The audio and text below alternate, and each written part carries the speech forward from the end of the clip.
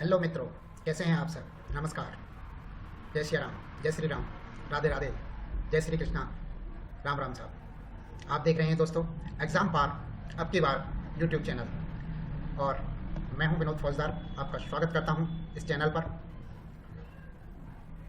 साथ ही आपसे निवेदन करता हूं कि आप अभी तक हमारे परिवार का हिस्सा नहीं बने हैं तो हमारे परिवार का एक हिस्सा बन जाइए, हमारे यूट्यूब परिवार का हिस्सा बने। इस लाल बटन जो दी रखी है वीडियो के नीचे सब्सक्राइब वाली, इस पर आप क्लिक करें, इसे सब्सक्राइब करें और बगल में दी हुई घंटी वाली बटन पर भी क्लिक करें, जिससे कि हमारी वीडियोज़ का नोटिफिकेशन आपको मिलता रहे। और हाँ, लाइक और सब्सक्राइब भी करें। आइए शुरू करते हैं, पहुँचते हैं अपने टॉपिक पर। दोस्तों, आज हम माध्यमिक शिक्षा बोर्ड राजस्थान के 6वीं क्लास की हमारा राजस्थान नामक किताब का अध्ययन कर रहे हैं। और इस किताब के अंदर आज हम पूरा इतिहास और कला संस्कृति को पढ़ेंगे, जो सिर्फ 45 मिनट के अंदर ही पूरी क्लास का रिवीजन हो गया। पूरी क्लास का रिवीजन हो जाएगा और एक भी क्वेश्चन नहीं छूटेगा। ये नहीं है कि अपन ने इंपॉर्टेंट लिए, एक भी क्वेश्चन नहीं छूटेगा इसमें से, पूरी क्लास का रिवीजन हो जाएगा। आइए स्टार्ट करते हैं। कक्षा 6 की हमारा राजस्थान बहुत इंपॉर्टेंट किताब है, इसको अवश्य आप पढ़ें। सिर्फ 45 मिनट में पूरी क्लास का रिवीजन, पूरा इतिहास और कला संस्कृति का रिवीजन हो जाएगा। आइए शुरू करते हैं। पहला क्वेश्चन है इस पार्ट का, क्षेत्रफल की दृष्टि से भारत का सबसे बड़ा राज्य कौन सा है? राजस्थान है। अगला क्वेश्चन, भारत के कुल क्षेत्रफल का राजस्थान कितना है? तो 10.41% भूमि है राजस्थान के पास भारत के क्षेत्रफल के। अगला है, राजस्थान भारत के किस दिशा में स्थित है? तो राजस्थान भारत के उत्तर पश्चिमी भाग में स्थित है। राजस्थान भारत की तुलना में उत्तर पश्चिमी भाग में स्थित है, जबकि एशिया महाद्वीप में भारत की स्थिति दक्षिणी हिस्से में है। राजस्थान की अक्षांशीय विस्तार कितना है? बहुत बढ़िया क्वेश्चन है। राजस्थान का अक्षांशीय विस्तार 23 डिग्री 3 मिनट से 30 डिग्री 12 मिनट तक है, और राजस्थान का देशांतरीय विस्तार 69 डिग्री 30 मिनट से 78 डिग्री 17 मिनट तक है।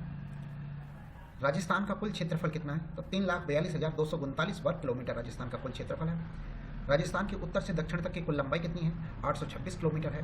राजस्थान के पूर्व से पश्चिम की कुल चौड़ाई कितनी है? 869 किलोमीटर है।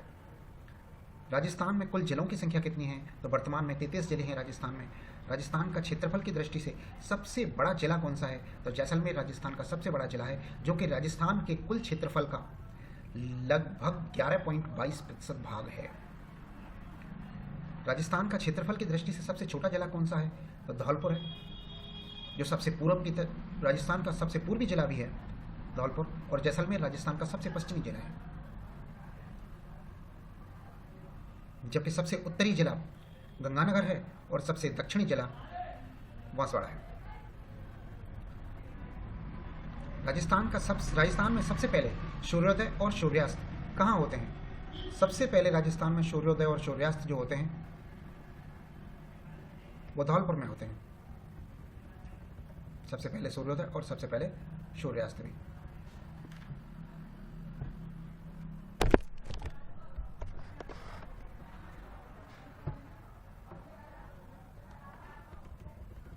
यस, अगला पढ़ते हैं।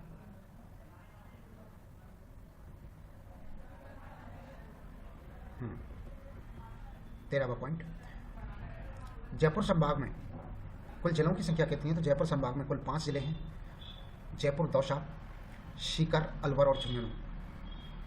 जोधपुर संभाग में जिलों की संख्या कितनी है? जोधपुर संभाग में 6 जिले हैं: जोधपुर, पाली, जालौर, सिरोही, बाड़मेर और जैसलमेर।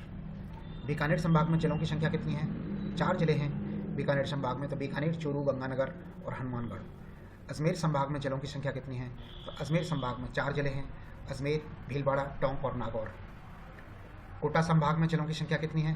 कोटा संभाग में भी 4 जिले हैं: कोटा, बूंदी, बारां और झालावाड़। उदयपुर संभाग में कितने जिले हैं? उदयपुर संभाग में 6 जिले हैं: उदयपुर, राजसमंद, चित्तौड़, बांसवाड़ा, डूंगरपुर और प्रतापगढ़। भरतपुर संभाग में जिलों की संख्या कितनी है? तो भरतपुर संभाग में भी 4 जिले हैं: भरतपुर, धौलपुर, करौली और सवाई माधोपुर। राजस्थान की सीमा कितने राज्यों के साथ मिलती है? तो राजस्थान की सीमा जो है 5 राज्यों के साथ मिलती है।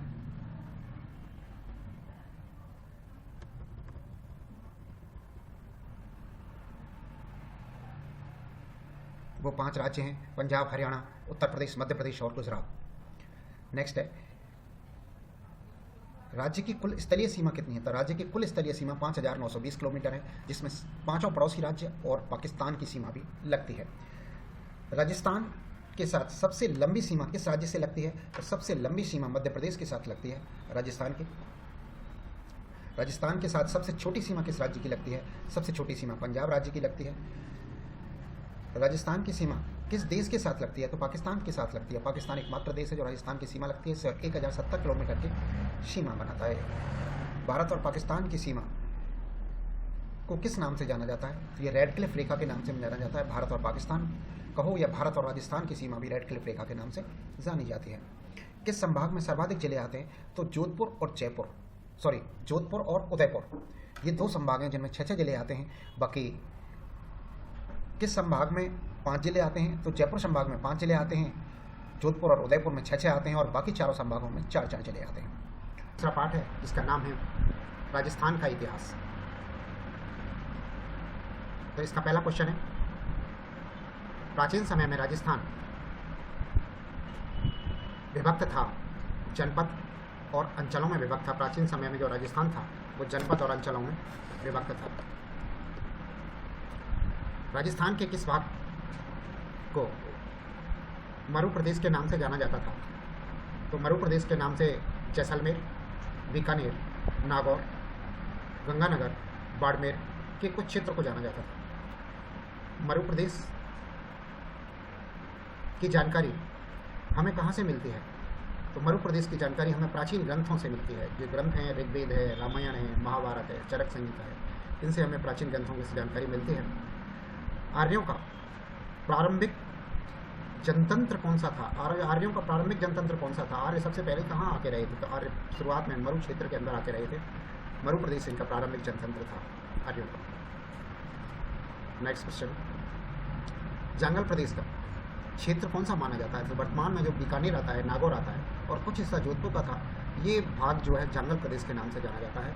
जंगल प्रदेश की राजधानी कौन सी थी? तो जंगल प्रदेश की राजधानी अहिछत्रपुर है। अहिछत्रपुर को वर्तमान में किस नाम से जाना जाता है? तो वर्तमान में नागौर के नाम से जाना जाता है। ये अहिछत्रपुर जो कि जंगल प्रदेश की राजधानी था। यादव वंश के बलराम और कृष्ण द्वारिका जाते समय पे किस क्षेत्र से होके गुजरे थे? तो द्वारिका जब गए थे ये मथुरा को छोड़ के, उस समय पे ये जंगल प्रदेश से होके निकले थे। जंगल प्रदेश जिसकी राजधानी अहिछत्रपुर है, वहाँ होके ये कृष्ण बलराम अपने यादव कुल के साथ में निकले थे। कौन से जनपद का उल्लेख ऋग्वेद में मिलता है? ऋग्वेद एक प्राचीन वेद है, प्रथम वेद है। इस प्रथम वेद ऋग्वेद में किसका उल्लेख मिलता है? किस जनपद का उल्लेख मिलता है? तो ये राजस्थान के मत्स्य जनपद का उल्लेख मिलता है, जो कि मत्स्य जनपद जयपुर और अलवर के बीच में बसा हुआ था। विराटनगर इसकी राजधानी थी। महाभारत काल में मत्स्य जनपद की राजधानी कौन सी थी? विराटनगर है, अभी बताया। मत्स्य जनपद वर्तमान में किस क्षेत्र को जाना जाता है? तो ये अलवर और जयपुर के मध्य का भाग था। मत्स्य जनपद का वर्णन किस यात्री ने किया था? तो मत्स्य जनपद का वर्णन जो किया था वो चीनी यात्री युवान चांग ने किया था। युवान चांग ने अपनी पुस्तक में जो भारत की यात्रा का वर्णन किया था, उसमें मत्स्य जनपद का भी वर्णन मिलता है।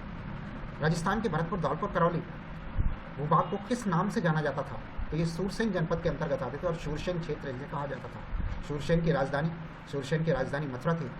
किस यूनानी शासक ने सूरसेन का उल्लेख किया है? तो यूनानी लेखक सिकंदर ने शूरसेन जनपद का वर्णन किया है। कौन सी प्रशस्ति में शूरसेन नामक राजवंश की जानकारी मिलती है? तो पयानो प्रशस्ति के अंदर शूरसेन राजवंश की जानकारी मिलती है। सिकंदर के आक्रमण के समय पंजाब से कौन सी जातियां राजस्थान में आके बस गई थीं? तो पंजाब से कुछ जातियां आई थीं जो राजस्थान में आके बसी थी। वो थी मालव थी, शिवी थी, अर्जुनायत थी। मालव प्रदेश के अंदर बसी थी, जो टोंक और जयपुर का क्षेत्र आता है वहाँ आके बसे थे। बाद में फिर ये हड़ौती तक पहुँच गए थे। शिवी जो थे वो उदयपुर के आसपास के पूरे क्षेत्र में बसे थे और अर्जुनायत थे ये भरतपुर और अलवर के क्षेत्र में आके बसे थे। वर्तमान में राजस्थान के कौन से क्षेत्र पर शिवी जाति का आधिपत्य स्थापित किया गया था? यानी कि वर्तमान के राजस्थान में ऐसा हो गया, वर्तमान के राजस्थान में कौन कौन से क्षेत्र में शिवी जाति का आधिपत्य था? तो उदयपुर के पूर्वी भाग, उदयपुर के पश्चिमी भाग, उदयपुर के उत्तरी भाग। यानी कि उदयपुर के पूर्व, पश्चिम और उत्तर में शिवी जाति का आधिपत्य था, दक्षिण में नहीं था, क्योंकि दक्षिण में गुजरात आ जाता है। हम राजस्थान की बात कर रहे हैं। इस क्षेत्र के को किस नाम से जाना जाता था? इस क्षेत्र को किस नाम से जाना जाता था? इस क्षेत्र से मतलब है उदयपुर क्षेत्र को। उदयपुर का जो क्षेत्र है उस क्षेत्र को किस नाम से जाना जाता था? शिवी जनपद के नाम से जाना जाता था। नेक्स्ट क्वेश्चन, शिवी जनपद की राजधानी कौन सी थी? तो शिवी जनपद की जो राजधानी थी वो माध्यमिका के नाम से जानते थे। माध्यमिका के अवशेष कहाँ से प्राप्त होते हैं? तो चित्तौड़ के पास एक नगरी गांव है, वहाँ से अवशेष प्राप्त होते हैं। एक नगरी टोंक के अंदर और है, वो नगरी अलग है, और चित्तौड़ का जो नगरी गांव है वो अलग है। और यूँ तो एक नगर कस्बा भरतपुर में भी है, वो बिल्कुल अलग है।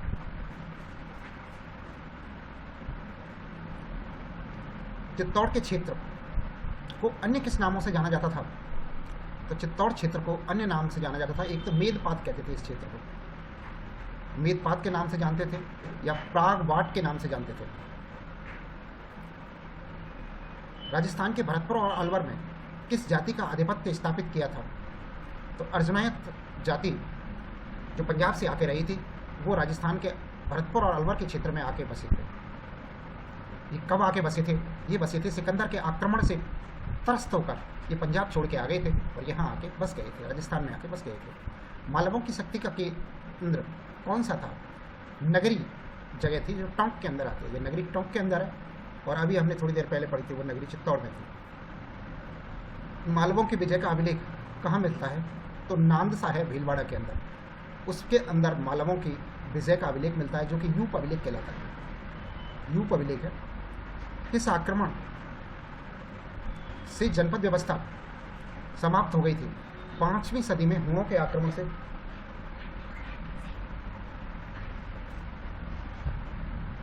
जनपद व्यवस्था समाप्त हो गई थी। हुणों का आक्रमण हुआ था 5वीं सदी में, तो राजस्थान की जो जनपद व्यवस्था थी वो समाप्त हो गई थी। जनपद के पतन का वर्णन कहाँ मिलता है? बृहद संहिता में नामक ग्रंथ से मिलता है जनपदों के पतन का विवरण। जनपदों की समाप्ति के बाद यह क्षेत्र अलग अलग नामों से जाना जाने लगा था। जैसे किसी जगह को मेवाड़ कहने लगे थे, बंगड़ कहने लगे थे, मारवाड़ कहने लगे थे, हाड़ौती, ढूंढाड़ी, मेवाती, इस तरह के नामों से जाना जाने लगा था क्षेत्र को। पहले हम अलग अलग जनपदों के नाम से जानते थे। जो जनपद हमारे थे, जैसे सूरसैनी जनपद था, मत्स्य जनपद था, योद्धेय जनपद था, योद्धेय भी था एक क्षेत्र, जो कि गंगानगर और हनुमानगढ़ का क्षेत्र था, वो योद्धेय क्षेत्र योद्धेय कहलाता था, बड़े योद्धेय क्षेत्र कहलाता था। इसके अलावा शिवी जनपद था। ये सारे जनपद हमारे समाप्त हो गए थे हुणों के आक्रमण से, ऐसा बृहद संहिता में वर्णन मिलता है। और उसके बाद फिर अलग अलग नामों से अलग अलग क्षेत्रों को जाना जाने लगा। मेवाड़, बंगड़, मेवाड़ उदयपुर का क्षेत्र कहलाने लगा, बंगड़ जयपुर का क्षेत्र, मारवाड़ जोधपुर का क्षेत्र, हाड़ौती कोटा बूंदी का क्षेत्र, ढूंढाड़ जयपुर का क्षेत्र था। बंगड़ जो था वो उदयपुर और बांसवाड़ा का क्षेत्र किस नाम से जाना जाता था? तो मेवाड़ के नाम से जाना जाता था प्राचीन जिसे जनपद जो था। मेवाड़ की कुल कितनी राजधानियाँ थी? बहुत अच्छी क्वेश्चन है। मेवाड़ की कुल कितनी राजधानियाँ थी? तो 7 राजधानियों का जिक्र माध्यमिक शिक्षा बोर्ड की किताब में मिलता है कि मेवाड़ की 7 राजधानियाँ थीं। वो 7 कौन कौन सी थी? नागदा थी, आहड़ थी, नागदा, आहड़, कल्याणपुर, चित्तौड़, कुंभलगढ़, चंबड़ और उदयपुर। राजस्थान के कितने क्षेत्र वंगड़ के नाम से जाने जाते थे? तो कुल मिला के 2 क्षेत्र थे जो वंगड़ के नाम से जाने जाते थे।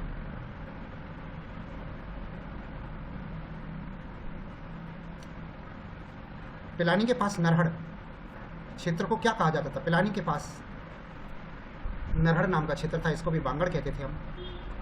मरु प्रदेश को वर्तमान में किस नाम से जाना जाता है? तो मरु प्रदेश को वर्तमान में मारवाड़ के नाम से जाना जाता है। मंडौर पर 7वीं शताब्दी तक किसका शासन था? मंडौर पर 7वीं शताब्दी तक गुर्जर प्रतिहार वंश का शासक था, और 7वीं शताब्दी के बाद राठौरों का अधिकार हो गया था। कोटा बूंदी का क्षेत्र वर्तमान में किस नाम से जाना जाता है? हाड़ौती के क्षेत्र के नाम से जाना जाता है, जिसमें कोटा बूंदी बाड़ा और झालावाड़ 4 जिलों के क्षेत्र आता है।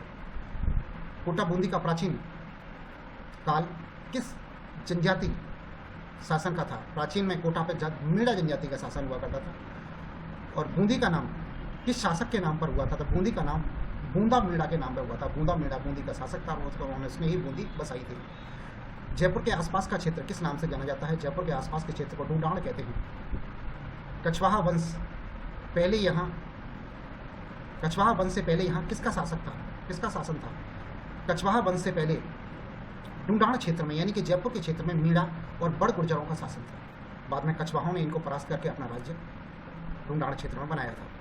अलवर और भरतपुर का क्षेत्र किस नाम से जाना जाता था? अलवर भरतपुर के क्षेत्र को मेवात का क्षेत्र कहते थे। मेवात क्षेत्र में किस जनजाति का आधिपत्य था? तो मेवों का आधिपत्य था। यहाँ पे नाम से जाहिर हो रहा है, मेवों का आधिपत्य था। मेव जाति का प्रसिद्ध नायक कौन था? तो मेव जाति का प्रसिद्ध नायक था हसन खां मेवाती।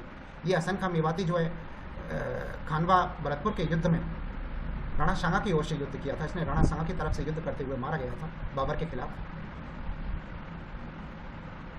हसन खां मेवाती किस युद्ध में राणा सांगा की ओर से लड़ा था? तो ये खानवा के युद्ध में लड़ा था। प्रतापगढ़ को किस नाम से जाना जाता है? कंठल के नाम से जाना जाता है। प्रतापगढ़ को कंठल के नाम से जाना जाता है। मालवा क्षेत्र को किस नाम से जाना जाता है?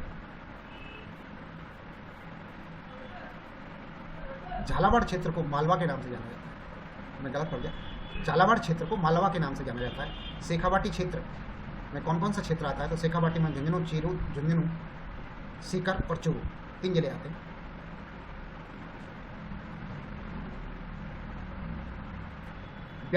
ब्यार नहीं है, ये ब्याबर है। ब्याबर और अजमेर क्षेत्र को किस नाम से जाना जाता है? तो इसे मेरवाड़ा के नाम से जानते हैं। ये मेरवाड़ा कहलाता है ये क्षेत्र।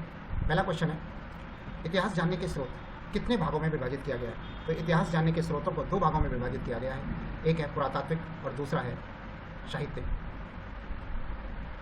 नेक्स्ट क्वेश्चन, प्राचीन काल के अवशेष जिससे हमें स्थान एवं घटनाओं के संदर्भ में समझने में सहायता मिलती है, सहयोग मिलता है, वो कहलाते हैं पुरातात्विक स्रोत कहलाते हैं। यानी कि प्राचीन अवशेष जिससे हमें स्थान और घटना, 2 शब्द हैं, स्थान और घटनाओं के संदर्भ में जानकारी मिलती है, समझने में सहयोग मिलता है, वो सभी स्रोत हमारे पुरातात्विक स्रोत कहलाते हैं। ये पुरातात्विक स्रोत थे जैसे उत्खनन से मिलते थे, उत्खनन, मुद्रा, मृदभाण या ताम्रपत्र, इस तरह के, और स्मारक हैं, छतरी हैं, ये सारी चीज़ें, कुएं, बावड़ी, ये सारी चीज़ें, इनसे हमें ये सब पुरातात्विक स्रोतों के अंतर्गत आते हैं।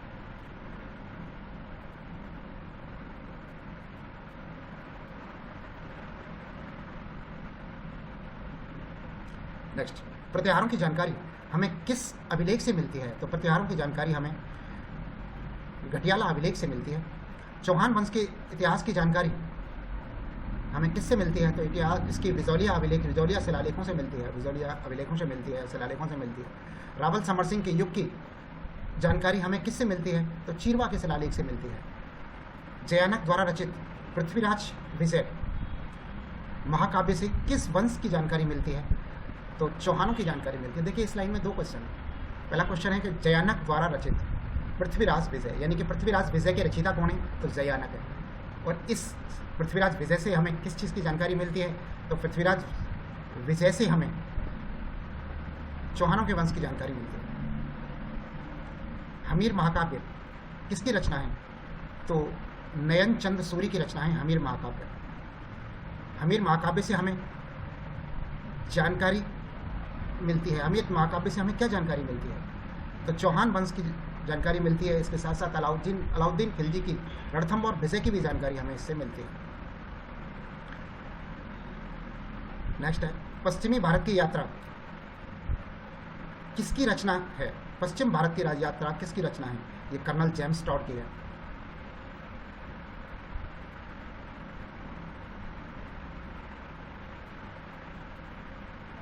नेक्स्ट, वंश भास्कर किसकी रचना है? तो सूर्यमल मिश्र की है वंश भास्कर रचना। वीर विनोद किसकी रचना है? तो ये श्यामल दास की है, महाकवि श्यामल दास की रचना है वीर विनोद। और मारवाड़ राज्य के इतिहास की रचना किसकी है? तो ये विश्वेश्वर नाथ की है। विश्वेश्वर नाथ की रचना है मारवाड़ राज्य का इतिहास, विश्वेश्वर नाथ ने लिखी है। विश्वेश्वर नाथ से हमें इसकी जानकारी मिलती है। राजस्थान का में प्रस्तर युग का अवशेष किन नदियों के किनारे प्राप्त होते हैं? तो प्रस्तर युग कहते हैं पत्थर के युग को, यानी कि पाषाण युग को, जो उस समय पत्थर के हथियार थे, पत्थर के ही औजार बनाए जाते थे, उस समय को प्रस्तर युग कहते हैं। तो राजस्थान में प्रस्तर युग के अवशेष किस नदियों के किनारे पर मिलते हैं? तो ये बनास नदी के किनारे पर, गंभीर नदी के, बेड़च नदी के किनारे पर और चंबल नदी के किनारे पर मिलते हैं। बनास, गंभीर, बेड़च और चंबल नदी के किनारे पर। ये बना लग गया है, बनास है। नेक्स्ट, धातुओं में मानव ने सर्वप्रथम किस धातु का उपयोग किया था? तो तांबा धातु का उपयोग किया था। मानव ने सर्वप्रथम तांबे का उपयोग करना स्टार्ट किया था। राजस्थान में ताम्र सभ्यता के अवशेष कहाँ से प्राप्त होते हैं? तो राजस्थान में ताम्र सभ्यता के अवशेष जो है कालीबंगा, गणेश्वर और आहड़ सभ्यताओं से प्राप्त होते हैं। कालीबंगा से, गणेश्वर से और आहड़ सभ्यता से। नेक्स्ट है, राजस्थान में ताम्र सभ्यता के अवशेष कहाँ से प्राप्त होते हैं? क्वेश्चन रिपीट हो गया है। कालीबंगा, गणेश्वर और आहड़ से। कालीबंगा सभ्यता किस नदियों के किनारे पे स्थित थी? तो कालीबंगा सभ्यता जो थी दृष्टवती और सरस्वती नदी के किनारे पे थी, जिसका बाद में नाम घग्गर नदी से भी जाना जाता था। कालीबंगा सभ्यता की खोज किसने की थी? तो कालीबंगा सभ्यता की खोज अमलानंद घोष ने की थी। कालीबंगा सभ्यता का राजस्थान के किस जिले से संबंधित था? तो ये हनुमानगढ़ जिले से संबंधित है कालीबंगा सभ्यता। अमलानंद घोष की सभ्यता की पहचान के बाद कालीबंगा से उत्खनन करने वाले कौन थे? के बाद उत्खनन करने वाले कौन थे? यानी कि अमलानंद घोष ने सभ्यता की पहचान करी और इसके बाद उत्खननकर्ता कौन थे? तो इसके बाद उत्खननकर्ता थे बीबी लाल, डॉक्टर बीबी लाल और बी के थप्पड़, ये उत्खननकर्ता थे। कालीबंगा सभ्यता वर्तमान में किस नदी के किनारे है? तो वर्तमान में कालीबंगा सभ्यता घग्गर नदी के किनारे पर। कालीबंगा में नालियाँ किसकी बनी होती थी? तो नालियाँ कालीबंगा में लकड़ी और ईंटों से बनी हुई होती थी कालीबंगा के अंदर। नेक्स्ट है, कालीबंगा में मकान बनाने के लिए किस चीज़ का उपयोग किया जाता था? तो कालीबंगा में ईंटों का उपयोग किया जाता था मकान बनाने के लिए। कालीबंगा में अग्नि वेदिका कहाँ पर बनी हुई थी? तो कालीबंगा सभ्यता के अंदर अग्नि वेदिका मिली है, जो कहाँ पर बनी हुई होती थी? ये घर के बाहर चबूतरे पर बनी हुई होती थी, चबूतरे पर पाइए। कालीबंगा की नगर नियोजन व्यवस्था किस सभ्यता के समान थी? तो ये सिंधु सभ्यता के समान थी, इसलिए इस सभ्यता को सिंधुकालीन सभ्यता भी कहते हैं। सिंधुकालीन सभ्यता है कालीबंगा की जो सभ्यता है। कालीबंगा से प्राप्त नगरों में कृषि कहाँ की जाती थी? नगर से बाहर, नगर की चारदीवारी से बाहर की जाती थी कृषि। आज भी जैसे हम गाँव से बाहर खेत करते हैं, उसी तरह से यहाँ पर कालीबंगा में नगरों से बाहर खेत किए जाते थे खेती। गाय के मुख वाले काले प्याले किस सभ्यता से प्राप्त हुए? गाय के मुख के समान काले रंग के प्याले जो कालीबंगा से मिले हैं हमें। तांबे के बैल की मूर्तियां भी कालीबंगा से प्राप्त हुई हैं। और कांसे का दर्पण किस सभ्यता से प्राप्त हुआ है? ये भी कालीबंगा से प्राप्त हुआ है। किस सभ्यता से हमें हाथी के दांत के बनाए हुए कंघे प्राप्त हुए? कंघा प्राप्त हुआ है हाथी के दांत का, तो कालीबंगा से ही प्राप्त हुआ है। कालीबंगा सभ्यता का विनाश किस कारण से हुआ था? यहाँ पे नदियों में पानी आना सूख गया था, नदियों का पानी सूख गया था और मरुस्थल के बढ़ने के कारण इस सभ्यता का विनाश हो गया। नेक्स्ट क्वेश्चन, उदयपुर के धूलकोट का संबंध किस सभ्यता से है? तो आहड़ सभ्यता से है। उदयपुर के धूलकोट का संबंध आहड़ सभ्यता से है। किस स्थान को पहले ताम्रवती के नाम से जाना जाता था? तामावती नहीं, ताम्रवती, यानी कि किस स्थान को पहले ताम्रवती के नाम से जाना जाता था? तो धूलकोट को पहले ताम्रवती के नाम से जाना जाता था। धूलकोट की दीवारें किस से बनी होती थी? तो धूलकोट की दीवारें पत्थर और मिट्टी की बनी हुई होती थी। किस सभ्यता में मकानों से हमें 6 चूल्हे प्राप्त हुए हैं? किस सभ्यता में एक मकान से हमें 6 चूल्हे प्राप्त हुए हैं? तो ये आहड़ सभ्यता से प्राप्त हुए हैं। एक परिवार में 6 चूल्हों का मिलना किस बात का प्रतीक था? तो सामूहिक परिवार का प्रतीक था कि परिवार उस समय सामूहिक रहा करते होंगे। कौन सी सभ्यता जहाँ उच्च कोटि के चावल उत्पन्न किए जाते थे? तो ये भी आहड़ सभ्यता के अंदर किए जाते थे। तो उच्च कोटि के चावलों का उत्पादन होता था वो आहड़ सभ्यता के अंदर होता था। आहड़ सभ्यता से प्राप्त हुए चूल्हे किस प्रकार के थे? भट्टी नुमा आकार के थे। कौन से स्थल के निवासी बर्तन बनाने की कला में दक्ष थे? तो आहड़ सभ्यता के निवासी ही बर्तन बनाने की कला में दक्ष थे। अगला क्वेश्चन है, आहड़ सभ्यता से प्राप्त मिट्टी के बर्तन किस रंग से रंगे हुए थे? तो लाल रंग में रंगे थे मिट्टी के बर्तन जो थे आहड़ सभ्यता से जो प्राप्त हुए थे। राजस्थान की किस सभ्यता स्थल में 26 किस्म की मणि तथा 6 तांबे की मुद्राएं और 3 मोहरें प्राप्त हुई हैं? तो आहड़ सभ्यता से प्राप्त हुई हैं। यानी कि आहड़ सभ्यता से हमें 26 किस्म की मणि मिली हैं, 26 तरह की मणि, 6 तांबे की मुद्राएं और 3 मोहरें प्राप्त हुई हैं। धूलकोट के विध्वंस के बाद यहाँ के लोगों ने कौन से नए नगर की स्थापना की? नए नगर में आए तो गिलुंड और भगवानपुरा बसाए धूलकोट के विध्वंस के बाद। उदयपुर की वल्लभ तहसील का बालाथल किस सभ्यता से संबंधित है? तो ये ताम्रपाषाण सभ्यता से संबंधित है, ताम्रपाषाण कालीन आहार सभ्यता से संबंधित है। उदयपुर का वल्लभ तहसील का बालाथल, उदयपुर की वल्लभ तहसील का बालाथल जगह जो है वो ताम्रपाषाण कालीन आहार सभ्यता से संबंधित है। किस सभ्यता स्थल से 11 कमरों का एक बड़ा भवन एवं दुर्ग जैसे चिन्ह प्राप्त हुए हैं? तो बालाथल से प्राप्त हुए हैं। बालाथल में ताम्र सभ्यता के अलावा और किस सभ्यता के अवशेष प्राप्त होते हैं? तो लोहकालीन सभ्यता के भी अवशेष प्राप्त होते हैं बालाथल से। लोहा गलाने की भट्टियां कहां से प्राप्त हुई हैं? तो बालाथल से प्राप्त हुई हैं लोहा गलाने की भट्टियां। नेक्स्ट क्वेश्चन है, बैराठ जयपुर के अलावा किस स्थान से बुने हुए वस्त्रों के अवशेष भी प्राप्त हुए हैं? तो बालाथल से बुने हुए वस्त्रों के अवशेष प्राप्त हुए हैं। बुने हुए वस्त्रों के अवशेष गणेश्वर से भी प्राप्त हुए हैं। हाथ से बुने वस्त्रों के अवशेष गणेश्वर से भी प्राप्त हुए। 35वां क्वेश्चन है, गणेश्वर सभ्यता के अवशेष कहां से प्राप्त हुए हैं? तो सीकर जिले की नीम का थाना तहसील में गणेश्वर नामक स्थान से प्राप्त हुए हैं। गणेश्वर सभ्यता को किस नाम से जाना जाता था? तो ताम्र संचित संस्कृति के नाम से इसको जाना जाता था। नेक्स्ट है, गणेश्वर से कौन से तांबे का उपकरण पश्चिम तथा मध्य एशिया में निर्यात किया जाता था? यानी कि गणेश्वर सभ्यता से तांबे का कौन सा उपकरण था जो पश्चिमी विश्व में यानी कि पश्चिमी देशों में और मध्य एशिया के अंदर निर्यात किया जाता था? तो वो था दोहरी परतदार शिरा वाली तांबे की पिन। दोहरी परतदार सिरे वाली तांबे की पिन निर्यात की जाती थी यहां से, ऐसा सबूत मिला है। गणेश्वर सभ्यता से कितने प्रकार के मिट्टी के पात्र पाए जाते थे? 2 प्रकार के मिट्टी के पात्र पाए गए गणेश्वर सभ्यता में। लोहकालीन पुरातात्विक स्थल राजस्थान के कौन कौन से थे? तो लोहकालीन पुरातात्विक स्थल राजस्थान के जो थे वो बैराठ था, शंभर था, बागौर था, रेड आदि थे। यानी कि बैराठ, शंभर, बागौर और रेड आदि स्थल लोहकालीन सभ्यता के थे। बैराठ राजस्थान के किस जिले में स्थित है? तो ये जयपुर जिले में पड़ता है बैराठ जो है। इसे उस समय पर विराट नगर के नाम से जानते थे, बैराठ को, वर्तमान बैराठ को। बीचक की पहाड़ियां और भीम डोंगरी का संबंध किस स्थान से है? तो बैराठ से है। बीचक की पहाड़ियां और भीम डोंगरी का संबंध जो है वो बैराठ सभ्यता से है। महाभारत काल में बैराठ किस नाम से जाना जाता था? तो इसको विराट नगर के नाम से जाना जाता था, जैसे अभी बताया। महाभारतों ने 1 वर्ष का अज्ञातवास का समय कहाँ बिताया था? तो विराट नगर में बिताया था। राजस्थान में मौर्य काल का प्रमुख केंद्र कहाँ था? तो बैराठ प्रमुख केंद्र था राजस्थान में मौर्य काल का। किस स्थान से अशोक के भब्रू शिलालेख एवं बौद्ध मठों के अवशेष प्राप्त हुए हैं? तो ये बैराठ से प्राप्त हुए हैं।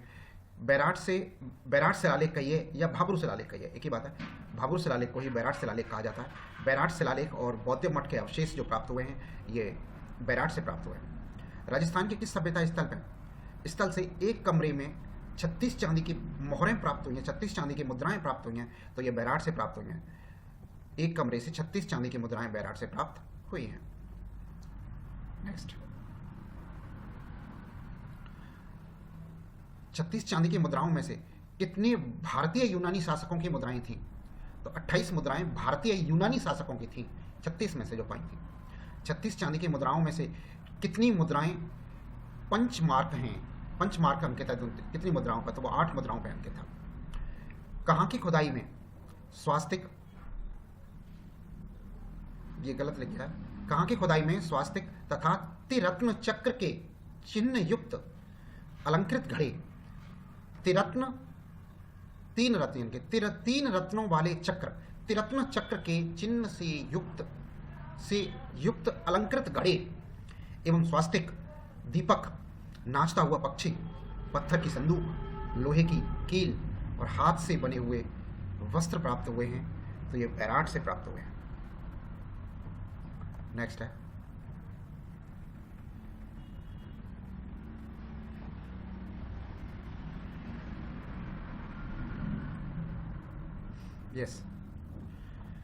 राजस्थान में इसके अलावा और भी कुछ सभ्यताएं हैं, वो हैं राजस्थान में भीलवाड़ा जिले में बांगौर, भीलवाड़ा जिले में बागौर, उजियाना, बागौर और उजियाना, दो जगह पे सभ्यताएं मिली हैं हमें, भीलवाड़ा जिले में बागौर और उजियाना। जयपुर जिले में स्थित शांभर और जोधपुरा, जयपुर जिले में शांभर और जोधपुरा। टोंक जिले में स्थित नगर और रेड, टोंक जिले में नगर और रेड। चित्तौड़ में नगरी, भरतपुर में नौह और दर, जालौर में भीनमाल, राजसमंद में पचमता और गिलुंड, राजसमंद में पचमता और गिलुंड।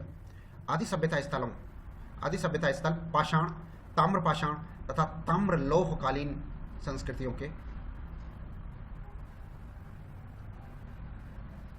मिले हैं। नेक्स्ट है गणेश्वर में ताम्र उपकरण प्राप्त हुए हैं, ताम्र उपकरण बहुतायत में मिले हैं। इसका कारण खेजड़ी में ताम्र भंडारों की निकटता रही होगी, क्योंकि खेजड़ी में तांबा बहुत मिलता है आज के डेट में भी, तो ताम्र भंडार हमें वहाँ पे बहुत मिले हैं गणेश्वर सभ्यता के अंदर। तो इनमें से प्रमुख औजार कौन कौन से हैं?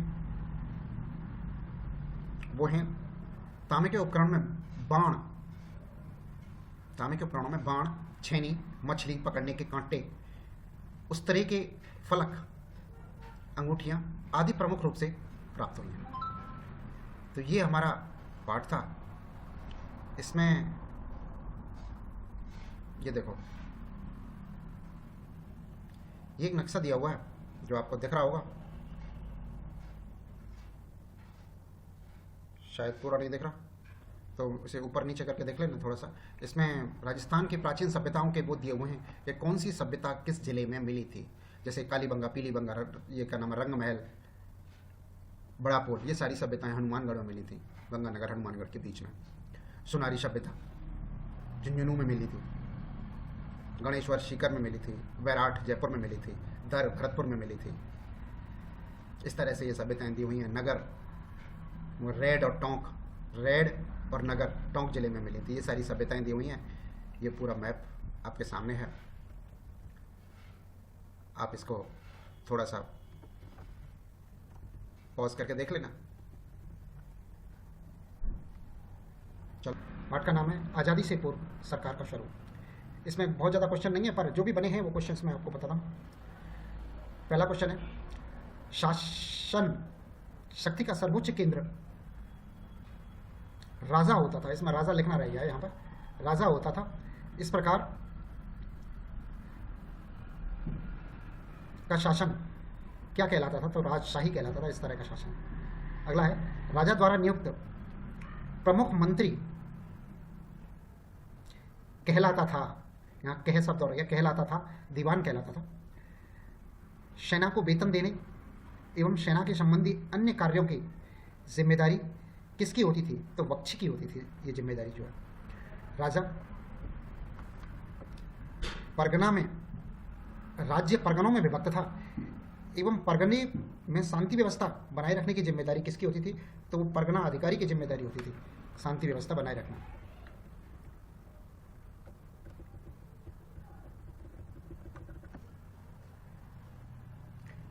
यस, नेक्स्ट करते हैं।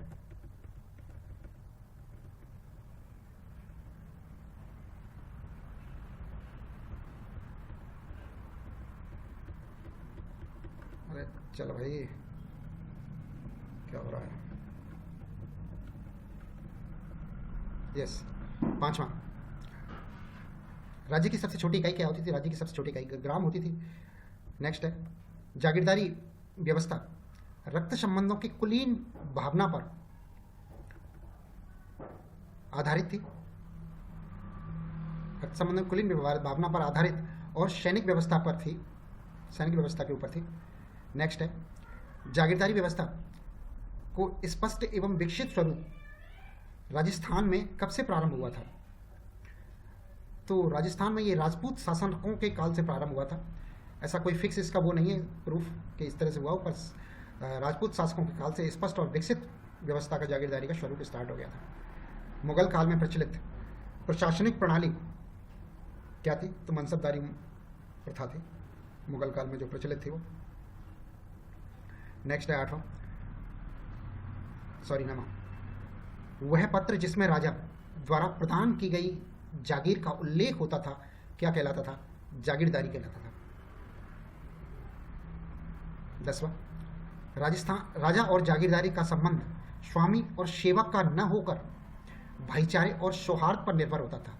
ये बातें मध्यकाल से पूर्व की। मध्यकाल से पूर्व तक राजा और जागीरदार का संबंध स्वामी और सेवक का ना होकर भाईचारे पर आधारित था, लेकिन मुगल काल के दौरान ये धीरे धीरे शासक और जागीरदार का संबंध स्वामी और सेवक का होने लग गया था, स्वामी और सेवक का हो गया था। नेक्स्ट है 11वां, भारत के जनरल गवर्नर एवं प्रथम वाइसराय कौन थे? तो लॉर्ड कैनिंग थे, भारत के जो प्रथम वाइसराय थे वो। नेक्स्ट है 12वां, राजस्थान में प्रथम संविधान के लिए चुनाव कब हुआ?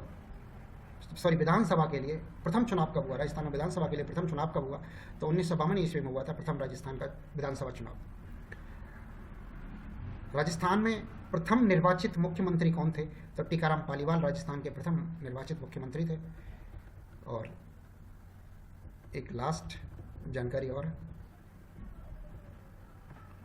14वां नंबर का, सन 1935 में भारत सरकार के अधिनियम जिसे 1 अप्रैल 1937 से लागू किया गया था, उसके द्वारा अजमेर मेरवाड़ा क्षेत्र के प्रशासन को अब विदेश राजनीतिक विभाग के स्थान पर गृह मंत्रालय भारत सरकार के अधीन कर दिया गया था। पहले अजमेर मेरवाड़ा का जो क्षेत्र था वो केंद्र शासित प्रदेश था, जिस पर कि ब्रिटिश सरकार के द्वारा, ब्रिटिश के ताज द्वारा, ब्रिटिश की संसद के अधीन विदेश और राजनीतिक विभाग था, उसका वो था जहाँ पर, और जनरल गवर्नर के आदेश चलते थे। जनरल गवर्नर का जो भी आदेश होता था वो मानना होता था। उसके स्थान पर इसको ट्रांसफर भारत सरकार के अंतर्गत कर दिया गया, गृह विभाग के अंतर्गत कर दिया गया। तो अब यहाँ पर गृह विभाग के आदेश और कानून चलने लग गए थे। केवल पहला क्वेश्चन, पूर्वी राजस्थान की भाषा की प्रतिनिधि बोली कितनी है? 4 बोली हैं। कौन कौन सी हैं? ढूंढानी, हाड़ौती, मेवाती और अहिरवाड़ी। पश्चिमी राजस्थान की प्रतिनिधि बोलियाँ कितनी हैं? वो भी 4 हैं, मारवाड़, मेवाड़, बागड़ी और शेखावटी। एक्चुअली इसको राजस्थान को 2 भागों में विभाजित किया गया बोलियों की दृष्टि से, पूर्वी राजस्थान और पश्चिमी राजस्थान। अरावली से पश्चिम का राजस्थान और अरावली से पूर्व का राजस्थान। तो उस हिसाब से ये बोलियाँ बनाई गई हैं। तीसरा क्वेश्चन है, राजस्थान में गणगौर का त्यौहार मनाया जाता है, कब मनाया जाता है? तो राजस्थान में गणगौर का त्यौहार चैत्र शुक्ल तृतीया को मनाया जाता है। गण और गौर शब्द किसका सूचक है? शिव और पार्वती का सूचक है। श्रावण के महीने में मनाया जाने वाला त्यौहार कौन सा है?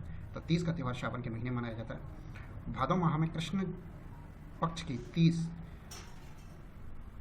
को किस नाम से जाना जाता है? तो कजली तीज के नाम से जाना जाता है, या मातुड़ी तीज भी कहते हैं। मातुड़ी तीज या कजली तीज के नाम से जानते हैं इसको। अगला क्वेश्चन है, होली के 8वें दिन कौन सा त्यौहार मनाया जाता है? तो होली के 8वें दिन शीतलाष्टमी मनाया जाता है। जयपुर में शीतला माता का मंदिर कहाँ पर स्थित है? तो सील की डूंगरी पर जयपुर में मंदिर स्थित है शीतला माता का। तो उदयपुर में शीतला माता का प्रमुख मंदिर कहाँ पर है? तो बल्लभ नगर कस्बे में स्थित है। उदयपुर के अंदर बल्लभ नगर कस्बे में शीतला माता का प्रमुख मंदिर है। पुष्कर मेले का आयोजन किया जाता है कार्तिक मास की पूर्णिमा को। केला माता का मंदिर कहाँ पर स्थित है? तो करौली जिले में स्थित है केला माता का मंदिर। करौली से 20-21 किलोमीटर दूर है। केला माता के करौली स्थित मेले को कहा जाता है लक्की मेला कहा जाता है। केला माता का मेला आयोजित होता है तो चैत्र कृष्ण की द्वादशी से चैत्र शुक्ल द्वादशी तक 15 दिन का मेला लगता है। चैत्र कृष्ण द्वादशी से चैत्र शुक्ल द्वादशी तक। महावीर जी के मेले का आयोजन होता है चैत्र शुक्ल एकादशी से वैशाख कृष्ण द्वितीया तक। महावीर जी का मेला चैत्र शुक्ल एकादशी से वैशाख शुक्ल द्वितीया तक लगता है। अगला, महावीर जी की मूर्ति का रंग कैसा है? तो महावीर जी की मूर्ति का रंग लाल है। दशहरे का मेला कहाँ का प्रसिद्ध है? कोटा का प्रसिद्ध है।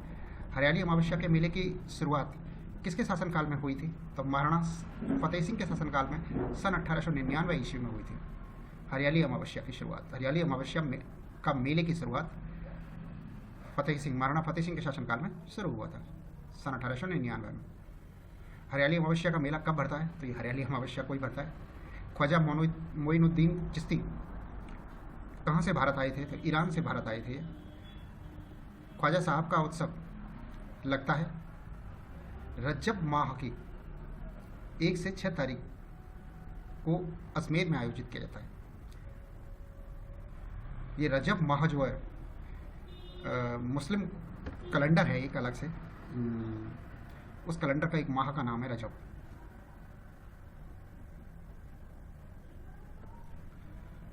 आदिवासियों का सबसे बड़ा मेला कहाँ पर है? वैणेश्वर मेला है आदिवासियों का, जिसे आदिवासियों का कुंभ भी कहते हैं। वैणेश्वर मेले का आयोजन कहाँ होता है? तो ये डूंगरपुर जिले में माही नदी, माही और जाखम, माही जाखम और सोम, माही जाखम और सोम नदी के संगम पर या त्रिवेणी पर आयोजित होता है। त्रिवेणी है उस जगह पर, 3 नदियाँ आपस में आके मिलती हैं, उस जगह पर वैणेश्वर मेला लगता है। बीकानेर के शासकों की अधिछत्री माता कौन सी थी? तो करणी माता थी। खाटू श्याम जी का मेला आयोजित किया जाता है फागुन के शुक्ल की 10वीं से द्वादशी तक। फागुन शुक्ल 10वीं से द्वादशी तक खाटू श्याम जी का मेला लगता है। बाबा रामदेव जी का मेला कब आयोजित किया जाता है?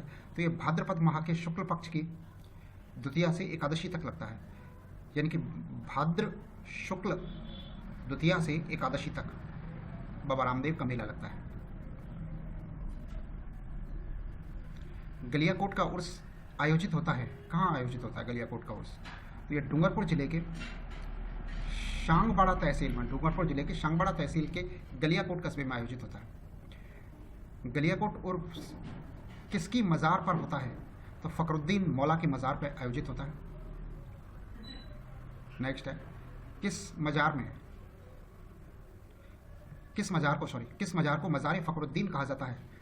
मज़ार फ़कीरी कहा जाता है, तो ये फखरुद्दीन मौला की मज़ार को कहा जाता है। दाऊदी बोहरा समाज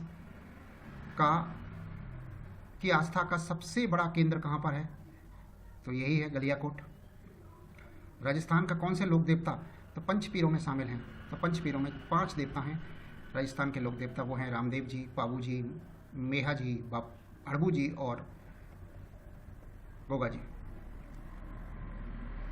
गोगा नवमी कब मनाई जाती है? तो भाद्र कृष्ण नवमी को गोगा नवमी मनाई जाती है। गोगा मेड़ी स्थित है, हनुमानगढ़ जिले में स्थित है गोगा मेड़ी। तेजा जी का मेला का आयोजन किया जाता है तो पर्वतसर पे किया जाता है, पर्वतसर नागौर जिले के अंदर, पर्वतसर तहसील में। ऊँटों का लोक देवता के रूप में पूजनीय लोक देवता कौन सा है? पाबू जी हैं। पाबू जी का मुख्य स्थान है पाबू मठ। मीराबाई का जन्म कहाँ हुआ था? तो मेड़तिया राठौर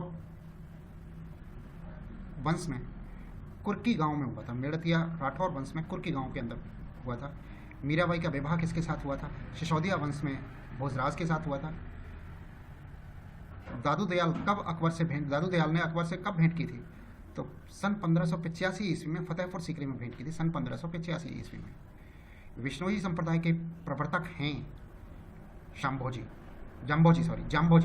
विष्णोई संप्रदाय के प्रवर्तक जाम्बोजी हैं। जाम्बोजी का जन्म कहाँ हुआ था?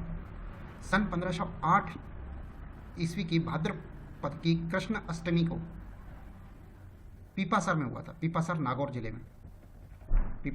जिले में भाद्रपद की कृष्ण अष्टमी यानी कि जन्माष्टमी के दिन, जिस दिन श्री कृष्ण का जन्म था, जन्माष्टमी के दिन 1508 में पीपासर के अंदर हुआ था।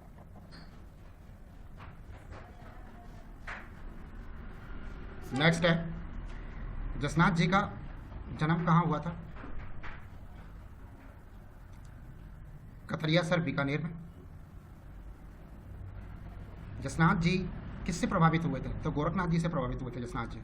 राजस्थान के लोक संत जो स्वयं अशिक्षित होते हुए भी लोगों को शिक्षा का अलग जगाते थे, वो थे श्रद्धानाथ जी। स्वयं अशिक्षित थे और लोगों में शिक्षा की अलग जगाई थी, श्रद्धानाथ जी ने जगाई थी। श्रद्धानाथ जी का संबंध किस स्थान से है? शेखावाटी से है श्रद्धानाथ जी का संबंध। श्रद्धानाथ जी ने देह का त्याग कहाँ पर किया था? तो सीकर जिले की लक्ष्मणगढ़ तहसील में, सीकर जिले के लक्ष्मणगढ़ में अपनी देह त्याग की थी। किस संत का आदर्श वाक्य था कि स्वच्छता में ही ईश्वर का निवास होता है? तो ये श्रद्धानंदनाथ जी का ही था। काष्ठ कला के प्रमुख केंद्र कौन सा है? काष्ठ कला का तो वस्सी है, चित्तौड़गढ़ जिले में। बस्सी चित्तौड़गढ़ काष्ठ कला का प्रमुख केंद्र। लकड़ी के बेबाण, कावड़ तथा रंगाई छपाई के टप्पे कहाँ बनाए जाते हैं? तो बस्सी में ही बनाए जाते हैं, चित्तौड़गढ़ के अंदर। लकड़ी के खिलौने और कठपुतलियों के लिए प्रसिद्ध स्थान कौन सा है? तो वो उदयपुर है। लकड़ी के खिलौने और कठपुतलियों के लिए उदयपुर स्थान प्रसिद्ध है। लकड़ी की मूर्तियों के लिए कौन सा स्थान प्रसिद्ध है? तो मूर्तियों के लिए जेठाना, डूंगरपुर में जेठाना जगह वो प्रसिद्ध है। अगला है, लकड़ी का फर्नीचर कहाँ का प्रसिद्ध है? तो ये शेखावाटी और बीकानेर का प्रसिद्ध है लकड़ी का फर्नीचर। टेराकोटा के लिए प्रसिद्ध स्थान कौन सा है? तो ये मोलेला, नाथद्वारा के अंदर मोलेला नामक स्थान है जो टेराकोटा के लिए प्रसिद्ध है। टेराकोटा की वस्तुएं निर्मित की जाती हैं अलवर और बाड़मेर में निर्मित की जाती हैं। नेक्स्ट है, लाख के आभूषण कहाँ के प्रसिद्ध हैं? तो ये जयपुर और जोधपुर के प्रसिद्ध हैं लाख के आभूषण।